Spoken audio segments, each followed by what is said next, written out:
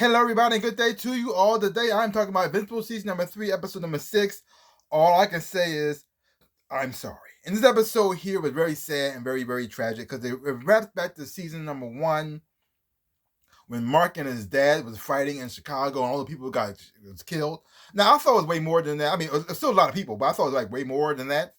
But a lot of people died, and you're following this guy named Scott, who lost his sister and his niece in the whole Invincible and Omni-Man fight.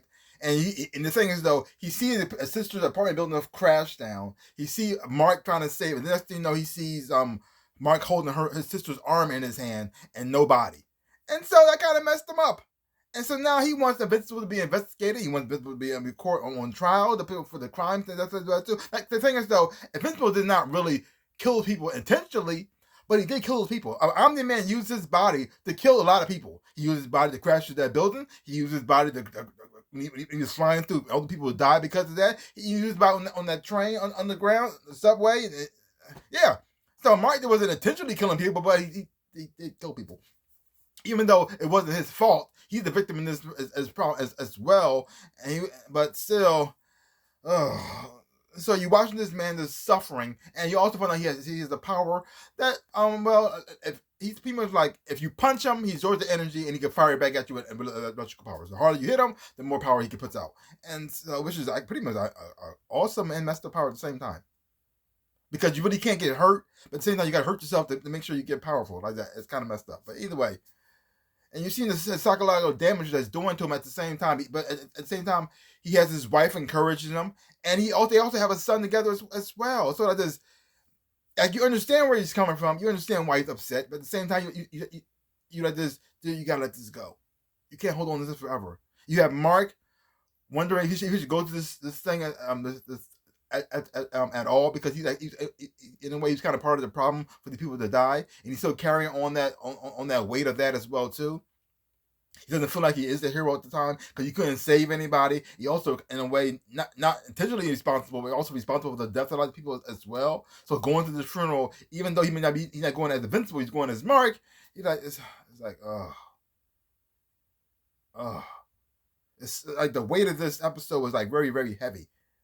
And it's like so the beginning of this episode, you have a Mark not wanting to kill, not wanting to go down this dark path like his father, not wanting to be this, but at the same time, a lot of things around him is like forcing him, like in a way to go down this path that he's trying to fight against. And no matter what he does, it's just there. And even though he didn't kill anybody in the episode here, it's like he's not quite responsible for what this guy did for his actions. But at the same time, he also helped get him to be formed at the same time too. Like this, it's so messed up.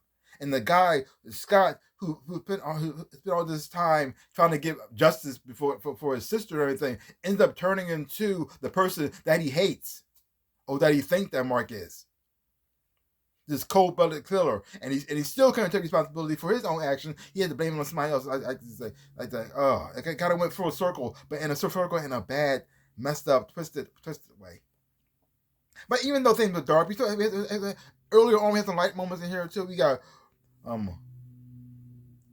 Will Williams having a birthday, which is nice for him. With Rick and everything, everybody's marking them, celebrating his birthday. Amber shows up with her boyfriend Kyle, and everything was nice between them as well too. Like that, it could have been awkward, could have been messed up, but it was nice and sweet. I mean, it was nice and sweet for a little bit. For a little bit. And you also then also sad because you got Oliver. Oliver remembers everything from his birth because I think that's how they celebrated age, so his mind probably matures a little bit faster. So he remembers everything, how his father treated him, the love he had for his mom, and he's like this. Why can't everybody just accept Omni-Man apology? What if he just says he's sorry? Would people accept him as a good guy now? Because he was good to me. I never saw. Because the thing is, though, Oliver never saw him as a bad guy. He just saw him as a guy who helped his planet. He saw him as a guy who was good to his mom. He saw him as a guy who sung songs to him as a baby.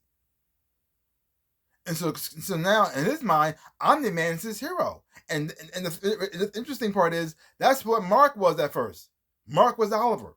He saw Omni-Man as his hero. He wanted to be just like him. And then Omni-Man messed that up for the whole entire world. And so now he's stuck with the weight of what his father left behind. And you got his little brother worshiping his father like this. He's a hero.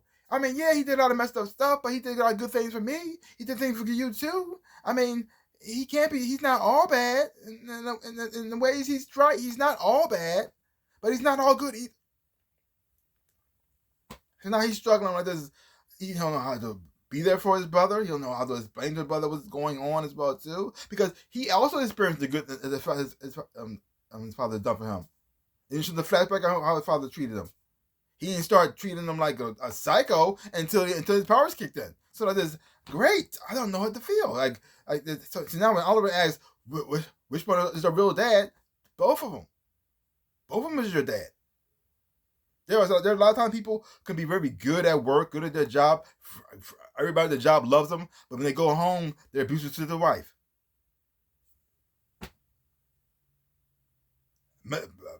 Beat up on their own children. But at work, everybody loves him. He's the man. He's the one in charge. He gets the things done. Treats everybody nice and blah, blah, blah.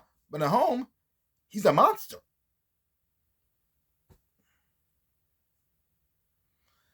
So sad. Messed up. But it has the funny moments in here too. I mean, even though with the Shakesmith as well, it was some humor to it, a little bit of lightness as well. So, like I said, a nice sweet moment here with Rick and Williams is celebrating his birthday and bowling. So it had a little bit of a balance in here as well too. But then things get even more messed up because, well, we find out that Amsterdam Levy's he's not dead. And he's back now. And he has extra marks. Yay! Things about to get crazy. In a messed up way. Because one of those marks is very hungry. So, I don't know if it's going to go there or not, but we will see. But overall, great episode. Sad and tragic, but it was a good episode as well, too. And I'm not sure how the show's going to wrap up because that Viltrumite's supposed to be coming soon. I'm not sure they're going to deal with that at all. I mean, Nolan's finally on the right side of the island now. I'm not sure how they're going to come to play just yet. It probably won't happen until next season, maybe. Well, we will see where this goes. We'll see what this goes. But overall, I did enjoy this episode. Sad as it was, I did enjoy it. So leave your comments down below.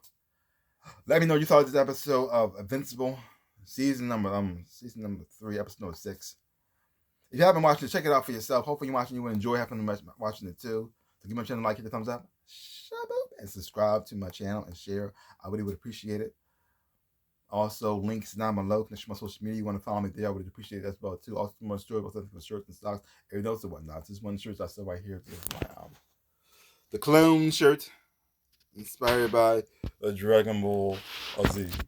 Seasons of about stuff, I would appreciate it. Like I always say, in my dreams of a life, I am the Ninja Rabbit. Peace out, people.